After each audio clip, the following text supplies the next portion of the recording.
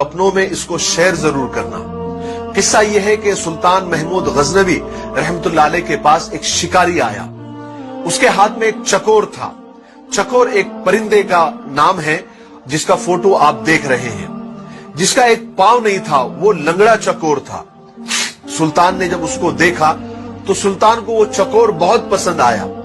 तो सुल्तान ने उसकी कीमत पूछी तो शिकारी ने उसकी कीमत बहुत बताई, यानी बहुत महंगी कीमत बताई।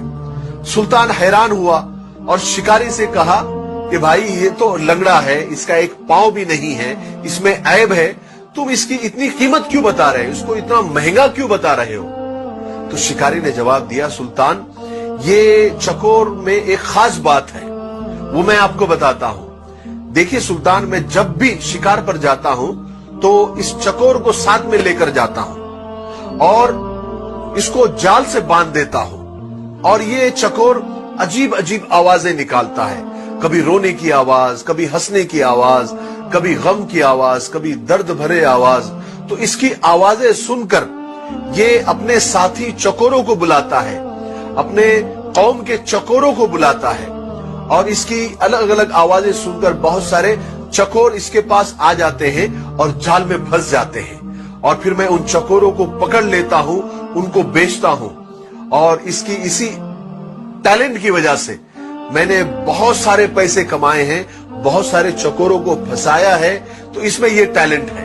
जब सुल्तान ने ये बात सुनी तो मुंह मांगी कीमत देकर उस चकोर को खरीद लिया और जैसे ही खरीदा ऑन द स्पॉट वहीं पर उस चकोर को जुबाह कर दिया, उसके टुकड़े टुकड़े कर दिए।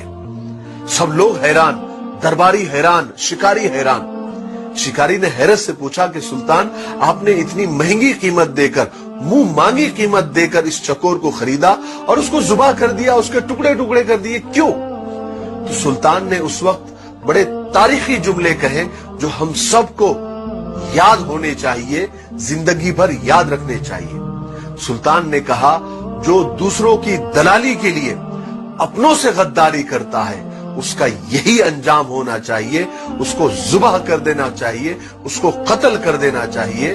उसका जिंदा रहने का उसको हक नहीं है। उसका जिंदा रहना अपनों के लिए और अपनी कौम के लिए वबाले जान है। बेशक हमारे अंदर, हमारी कौम के अंदर, हमारे खानदान के अंदर ऐसे कुछ दलाल होते हैं जो होते तो अपने हैं मगर दलाली दूसरों की करते हैं, दलाली दुश्मनों की करते हैं, दलाली गैरों की करते हैं और अपने ही कौम को और अपने ही खानदान के लोगों को दुश्मनों के हाथ फंसवा देते हैं, दुश्मनों के हाथ बिकवा देते हैं। मुझे इसी बात पर इकबाल अशर साहब के कुछ अशार याद आ गए।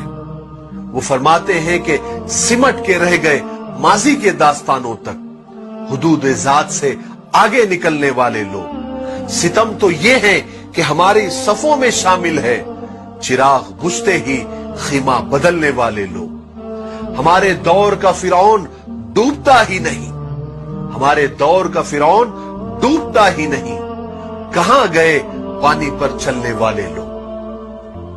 अल्लाह हमारी कौम के दलालों से और हमारे खानदान के दलालों से हम सब की हिफाजत फरमाए।